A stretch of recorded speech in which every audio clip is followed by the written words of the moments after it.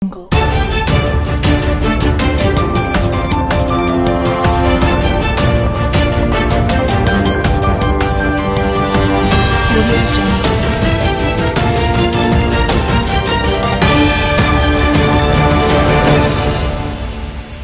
na falsafa ya mwenge wa uhuru ni pana sana katika taifa letu hili la Tanzania.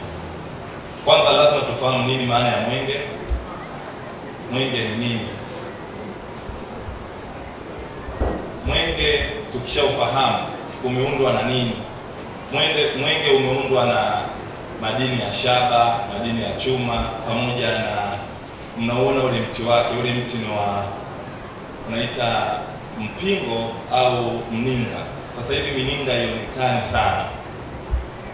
Kwa hiyo mwenge umeundwa katika mfumo huo, na una wastani wa kuchukua, unapoona una wastani wa kuchukua mafuta yasiyopungua lita 5, moja inaingia mafuta lita 5. Una utambi, nadhani utambi wake umeuona ule. Kwa hiyo mwenge ndio kama tunasema koroboi fulani ambalo limewekwa utani. Huo ndio mwenge. Historia ni pana, inavutia kwa namna ya pekee ukilinganisha na nchi nyingi za Afrika duniani kote. Mwenge wa Tanzania ulianza mwaka gani? Hapo ndo tunalikuwa tujue. Watu wengi tunaangalia mwaka 1961. Tunajua historia yetu, mwenge uliwashwa mwaka 1961. Ndio mwenge ulianza? Hapana.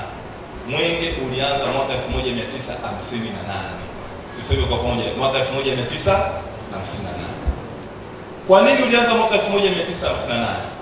Vuguvugu hilo Mwalimu Julius Kambarage Nyerere, wakati anaalikwa mkutano mkuu pale Ghana. Ghana ilipopata uhuru mwaka 1957, 58 wakaalikwa. Wakati huo Mwalimu Julius Kambarage Nyerere akaenda na Rashidi Kawawa kuhudhuria sherehe za Ghana. Moja ya mkutano kule alikutana na viongozi wa Israeli. Walimshauri mambo makuu matatu. Moja, kuanzisha JKT ilianzia kule.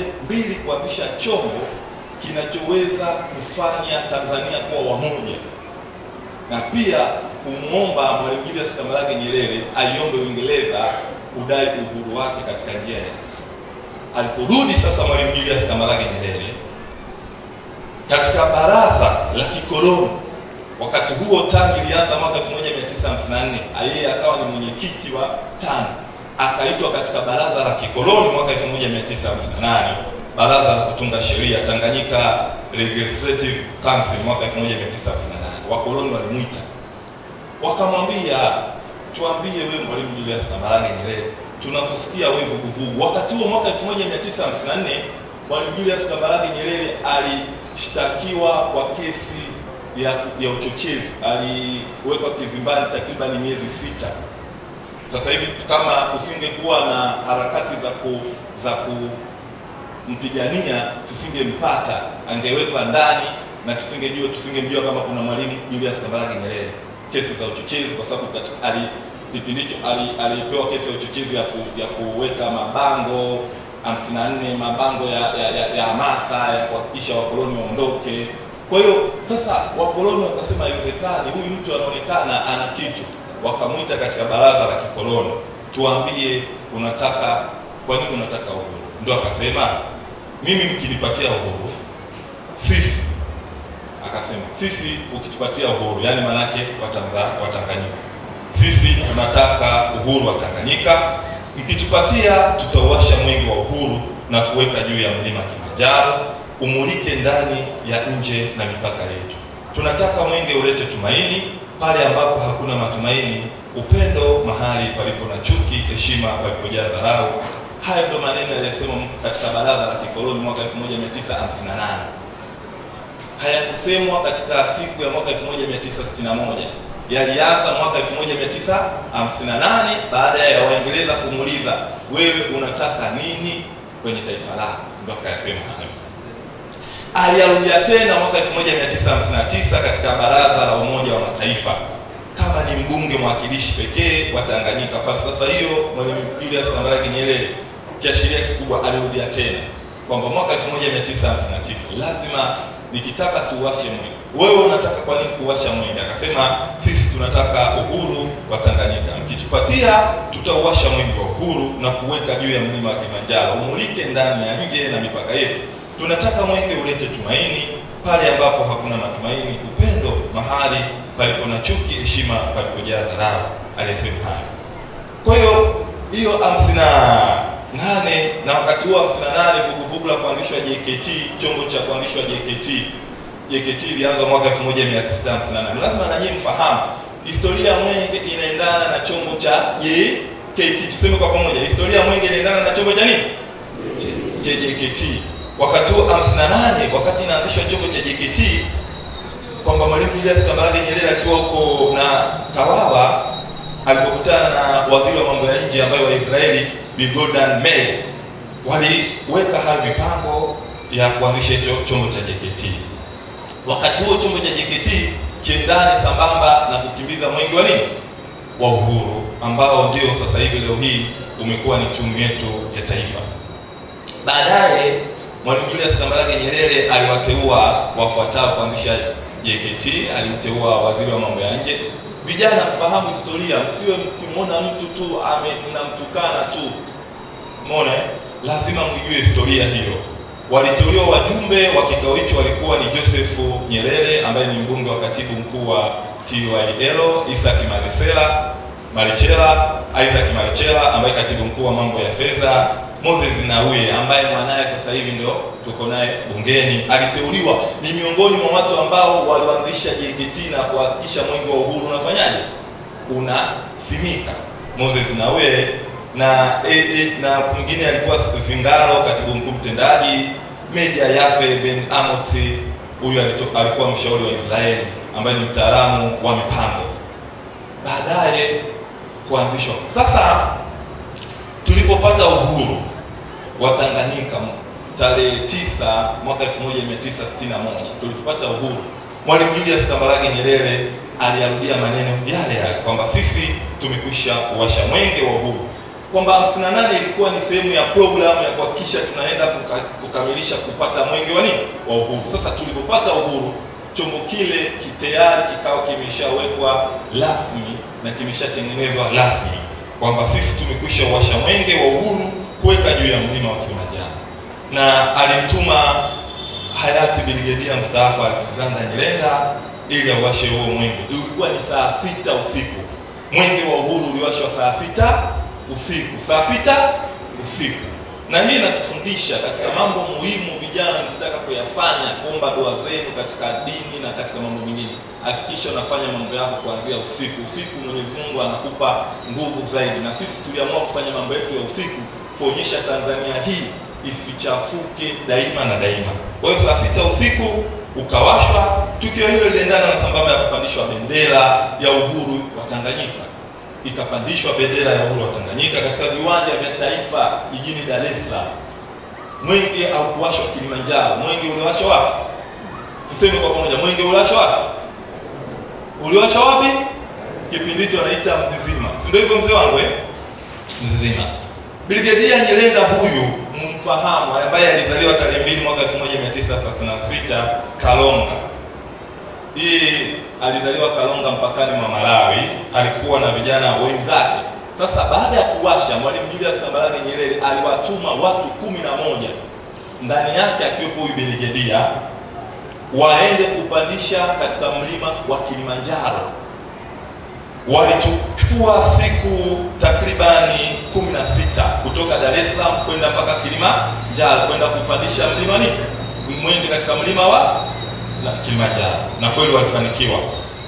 Huyu hayati ambaye Brigedia alifariki mwaka 2008. Kwa hiyo Mwalimu Julius Kambarage Nyerere aliendelea kuyarudia yale maneno, sisi tumekwisha kuwasha mwenge. Hebu tuseme tu kwa pamoja, sisi tumekwisha kuwasha mwenge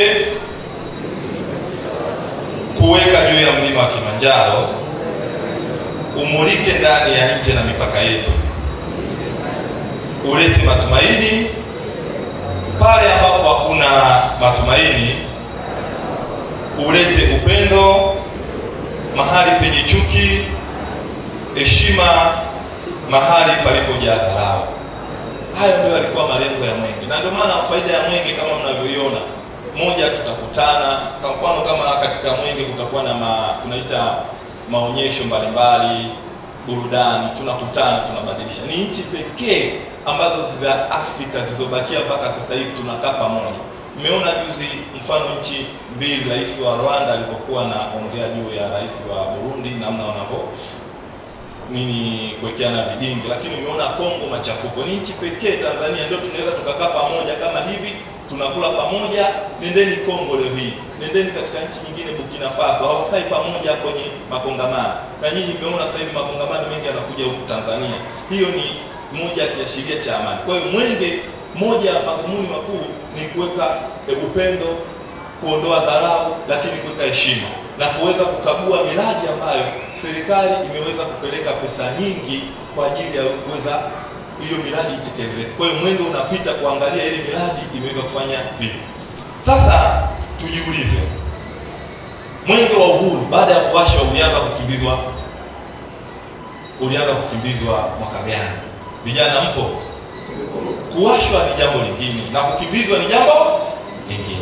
Mwenge wa Uhuru ulianza kukimbizwa mwaka 1964 baada tarehe 26 Juni mwaka 1964, baada ya miezi miwili ya muungano kati ya serikali tukufu ya Mapinduzi pamoja na Jamhuri ya Muungano wa Tanganyika, ya Jamhuri ya Tanganyika kuungana, ndipo zikatengeneza neno Tanzania. Baada ya kutengeneza Tanzania tarehe 26 Juni mwaka 1964, hayati Shehe baba yetu Abedi Karume pamoja na mwasisi wetu wa baba wa taifa Mwalimu Julius Kambarage Nyerere walikaa wakasema, sasa baada ya muungano kuna haja hiki chombo kienee nchi nzima.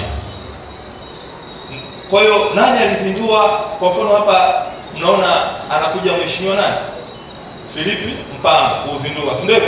Nani aliweka ule utaratibu wa kuzindua?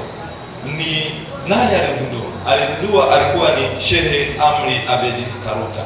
Mimi nimepata bahati, huyu ni meya wa kwanza wa Tanganyika katika kipindi cha ukoloni. Wakoloni walimteua meya wa kwanza, sisi tulipata bahati ya kuwa meya wa kwanza kupatikana kutoka Afrika. Rejeeni hotuba ya mwaka 1961, Mwalimu Julius Kambarage Nyerere wakati anaongea na meya huyu akapata nafasi ya kuongea, ambaye ni Shehe Amri Abedi Karuta. Nyinyi vijana mnamfananisha na Shehe Abedi Amani, ni watu wawili tofauti. Shehe Abedi Amani anatokea Zanzibar, Shehe Amri Abedi Karuta anatokea Kigoma. Ndio ule uwanja wa Arusha umeitwa Shehe Amri Abedi, ndio mwenye uwanja wake huu, sio uwanja wa Amani. Nani? Mnaelewa? Wangapi walikuwa hujui historia? Wangapi wamejua leo? Mnaelewa? Watu wanajua ule uwanja ni wa Amani Abedi. Hapana, uwanja ule unaitwa Shehe Karuta Amri Abedi. Huyu anatokea Kigoma, huyu ni Manyema. Bahati nzuri mimi nilikuwa mwaka jana, nilikuwa mratibu, nilipata bahati kushirikiana na ofisi ya mkuu wa mkoa wa Dar es Salaam na katibu tawala wa mkoa wa Dar es Salaam Dr. kakaangu kabisa, pamoja na TAMISEMI, ofisi ya Rais TAMISEMI, kufanya maadhimisho, na mimi ndio nilikuwa mratibu wa hayo maadhimisho ya miaka 100 ya Shehe Karuta Amri Abedi. Yalifanyika katika chuo cha Dar es Salaam. Mgeni rasmi alikuwa Profesa Kabudi. Baada ya mheshimiwa alimwakilisha waziri mkuu, alikuja Profesa Kabudi. Maadhimisho yalikuwa makubwa, miaka 100 ya kuzaliwa kwake na miaka 60 ya kifo chake. Namuelezea kidogo huyu Shehe Karuta, mumfahamu, vijana wengi hamjui historia. Sawa, Shehe huyu Karuta ni mzaliwa wa Kigoma. Yeye ndio aliwasha Mwenge wa Uhuru tarehe 26 Juni akiwa waziri wa mila na utamaduni. Huyu Mwalimu Julius Kambarage Nyerere alimpenda sana. Waliingia darasa moja pale Tabora, yeye akiwa na kadi ya 592 nini, si mnafahamu kuandikisha ile, si mnaandikishaga namba yeye akiwa na Mwalimu Julius Kambarage Nyerere 592, yeye akiwa 593, yani walifuatana. Alikuwa very bright na alipata scholarship ya kwenda kusoma nchi za nje, na alikuwa ni muasisi wa dhehebu la Ahmadiyya. Bahati nzuri ndio aliishi na mzee wangu mzee Kumzi. Mimi nimelisi jina la Omari ambaye ni la babu yangu. Huyu alikuwa ni rafiki mkubwa wa babu yangu ambaye waliishi wote Magomeni pale. Halo. Kwa hiyo historia hiyo nikaichukua nikaja kuelekeza. Sasa huyu Shehe Karuta Amni Abeid, mjue nyinyi vijana, kwa nini aliwasha huku? Yeye ndio kabla hajawa waziri wa mila na utamaduni mwaka 1964. Kwanza hapo alikuwa waziri wa sheria. Mwalimu Julius Kambarage Nyerere alimteua kuwa waziri wa pili wa sheria. Huyu ndio alitafsiri Qur'ani kuitoa kwenye nini lugha ya nini? Kiarabu kuipeleka kwenye lugha ya Kiswahili. Mnaoona huu msaafu mnaotumia ambao ni lugha ya Kiswahili, huyu ndio alitoa kwenye lugha ya Kiarabu na kupeleka kwenye lugha ya nini? Kiswahili. Ndio mwanashairi, ndio tunasema tunahitaji mwanzilishi wa taasisi sasa hivi zinaita za nini za Kiswahili, zinaita nini? Hebu mnaniambie, kuna acha BAKITA, zile nyingine zile nini zinaita? Zile taasisi za Kiswahili. Hawa ndio wa kwanza waanzilishi wa hizo taasisi za Kiswahili. Kwa hiyo alikuwa na mchango mkubwa, lakini maisha yake aliishi miaka 40. Vijana mjue, maisha yako yote tunayatumia hapa.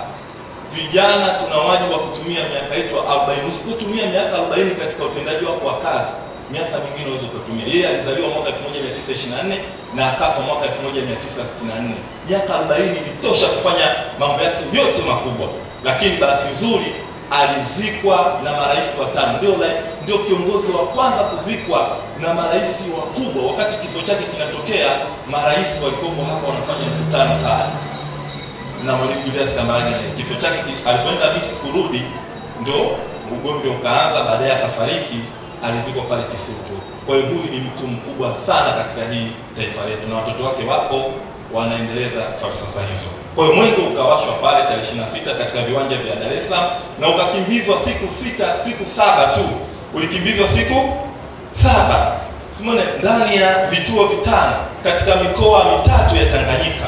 Kipindi hicho ulikimbizwa Dar es Salaam, sasa hivi tunaita ulikimbizwa Morogoro na Pwani, ambapo maeneo ya Ruvu huku mwenge ulipita. Baadaye ukazimwa tarehe 7 Julai na Mwalimu Julius Kambarage Nyerere katika viwanja vile vya taifa, baada ya kwenda Zanzibar na kurudi.